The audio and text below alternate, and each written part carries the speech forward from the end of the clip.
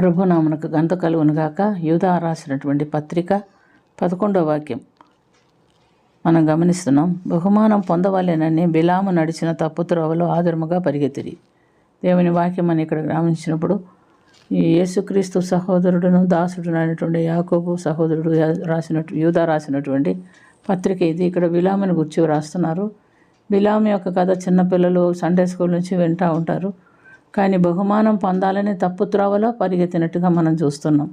ఇశ్రాయేల్ ప్రజలు వాగ్దత్త ప్రదేశమునకు ప్రయాణం అయిపోవచ్చుండగా మార్గ మధ్యంలో మోయాబు మైదానంలో వారు దిగారు. కోరు కుమారుడైనటువంటి బాలాకు వారిని చూసి భయపడి ప్రవక్త అయినటువంటి బిలాముకు కబురు పంపిస్తున్నాడు. ఒక గొప్ప జనము దిగి ఉన్నారు, వారితో యుద్ధం చేసి నేను గెలవలేను, వారిని శపించడానికి నువ్వు వస్తే శపిస్తావు, నువ్వు ఎవరిని శపిస్తావు వాళ్ళు శపించబడతారు, ఎవరిని దీవిస్తావు వాళ్ళు దీవించబడతారని నాకు తెలుసు, కనుక నువ్వు నా పక్షాన వారిని శపించడానికి రమ్మని సౌది సొమ్ము చేతపట్టుకున్నటువంటి పెద్ద మనుషులు పంపిస్తున్నట్టుగా మనం చూస్తున్నాం. అయితే ఈ రాత్రి ఇక్కడ ఉండు, నేను దేవుని మీద విచారణ చేసి చెప్తానని బిలాం చెప్తున్నాడు. ఆ రాత్రి కాలం యెహోవా దేవుడు బిలాం దగ్గరికి వచ్చి, నీ దగ్గరికి వచ్చిన మనుషులు ఎవరు అని అడుగుతున్నారు. వారు బాలాకు పంపించినటువంటి మనుషులు, వారి గొప్ప జనం దిగి ఉన్నారు, వారిని శపించడానికి రమ్మన్నారు అని చెప్పినప్పుడు దేవుడు అన్నారు, వారు ఆశీర్వదించబడిన జనాంగము, వారిని శపించడానికి వీల్లేదు, వారిని నువ్వు ఏం చేయకూడదు, వారిని నువ్వు వెళ్ళొద్దు వారితో కూడా అని చెప్పినాడు. మొదటిసారి వెళ్ళొద్దు అన్నప్పుడు ఆగిపోయాడు.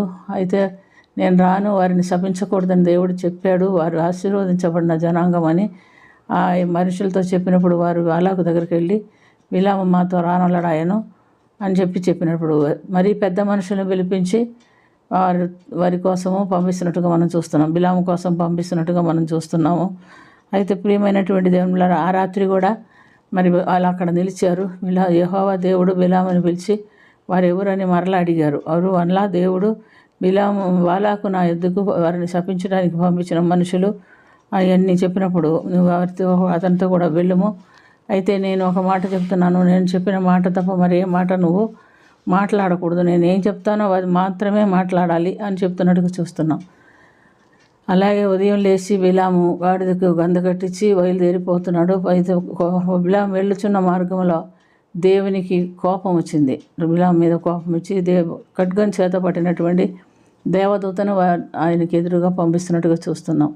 ముమ్మారు ఆ గాడిద తప్పించింది. మూడోసారి ఆ గాడిద సతికిలబడింది. సతికిలబడినప్పుడు బిలాం కాలు నలిగింది, బిలాం కోపం వచ్చింది, బిలాం ఆ గాడిదని కొట్టినప్పుడు దేవుడు ఆ గాడిదకు వాకిచ్చినప్పుడు ఆ గాడిద అతనితో మాట్లాడుతున్నట్టుగా మనం చూస్తున్నాం. ఎప్పుడైతే గాడిద అతనితో మాట్లాడుతున్నాడో బిలాము కళ్ళు తెరిచినాయి. తనకి ఎదురుగా ఖడ్గం చేత పట్టుకోనున్నటువంటి దేవదూతను చూసి వెంటనే గాడిద మీద నుంచి దిగి సాగిలపడ్డాడు. అప్పుడు దేవుడు చెప్పాడు, నువ్వు వెళ్తున్నావు, వెళ్ళొద్దన్న చోటుకు నువ్వు వెళ్తున్నావు, అయితే నీకు మరలా నేను చెప్తున్నాను, నేను చెప్పిన మాట తప్ప, నేను నీ నోట ఉంచిన మాట తప్ప మరి ఒక మాట నువ్వు మాట్లాడకూడదు అని పంపిస్తున్నాడు. అయితే బాలాకు బిలాముని చూసి చాలా సంతోషించాడు. బిలాము బాలాకుతో 7 చోట్ల 7 బలి అర్పించి నేను పలానా చోటుకు వస్తానని చెప్పినప్పుడు ఆ విధంగానే బాలాకు 7 బలులు అర్పించి బిలాముని పిలిచినప్పుడు బిలాము ఏమని చెప్తాడంటే, నేను ఏమని శపించదను, దేవుడు శపించమనలేదే, వాళ్ళు ఆశీర్వదించబడిన జనాంగం అని చెప్తున్నాడు. మరి చాలా కోపం వచ్చింది బాలాకుకి. బాలాకు నేను ఏమని చెప్పాను, నిన్ను శపించడానికి కదా నిన్ను పిలిచింది, నువ్వెందుకు శపించలేదు అని అన్నది. 3 చోట్లకి తీసుకెళ్ళారు.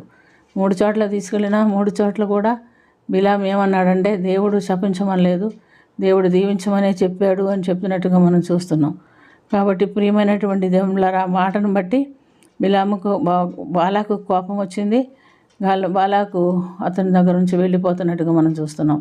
మనం కూడా మన జీవితంలో ఎవరైనా మనకు మేలు కలుగుతుంది, లాభం వస్తుంది, అలా చేస్తాం ఇలా చేస్తాం అన్నప్పుడు దేవుడి మాటకి వ్యతిరేకంగా ఎప్పుడు కూడా వెళ్ళకూడదు. దేవుడికి ఇష్టమైతేనే, దేవునికి ఇష్టమైన త్రోవలో ఇష్టమైన మార్గంలో నడిస్తేనే మనకు దీవెన అని ఎవరు మర్చిపోకూడదు. అందుకనే బిలాము త్రోవ తప్పాడు, డబ్బులు కాశపడ్డాడు, త్రోవ తప్పాడు. బిలాము జీవితం చాలా భయంకరంగా ముగిసినట్టుగా కూడా మనం చూస్తున్నాం. వాటి ప్రియమైనటువంటి దేవుని బిడ్డలారా, మన జీవితం దేవుడికి అప్పగించుకుందాం. దేవుని చిత్తానుసారమైన మార్గంలో నడుచుకునేదానికి మనల్ని సిద్ధపరచుకుందాం. ప్రార్థన చేసుకుందాం. ప్రేమ కలిగిన తండ్రి, కృప కలిగిన ప్రభా, యేసు రక్షక, మీకు వందనాలు నాయన, స్తుతి నాయన, స్తోత్రం నా తండ్రి. బిలాము ఒక ప్రవక్త అయినప్పటికీ డబ్బులకు ఆశపడి వెళ్తున్నట్టుగా చూస్తున్నాం. అయితే దేవుడు పలికిన మాటే మాత్రమే పలికాడు. అందుకు మించి మరొక మాట నా తండ్రి అతని నోట్లో ఉంచలేదు. ఇందుని బట్టి అతను వండిచినటువంటి త్రోవ దేవునికి అయిష్టమైనప్పుడు దేవుడు గద్దించి బుద్ధి చెప్పి పంపించినట్టుగా చూస్తున్నాం. మా జీవితాల్లో కూడా మేము కొన్ని మార్గాలు ఏర్పరచుకొని మా ఇష్టానుసారంగా పోతూ ఉంటాము. దెబ్బ తగిలినప్పటికీ దాన్ని గుర్తించలేని స్థితిలో ఉంటాం. ప్రభువా, మమ్మల్ని క్షమించమని, నీ చిత్తానుసారమైన జీవితానికి మాత్రమే మేము కూడా అలవాటు చేసుకొని జీవించినట్లుగా సహాయం చేయమని యేసుక్రీస్తు పుణ్య నామమున మిక్కిలి వినయముతో అడిగి వేడుకొనుచున్నాము తండ్రి. ఆమేన్.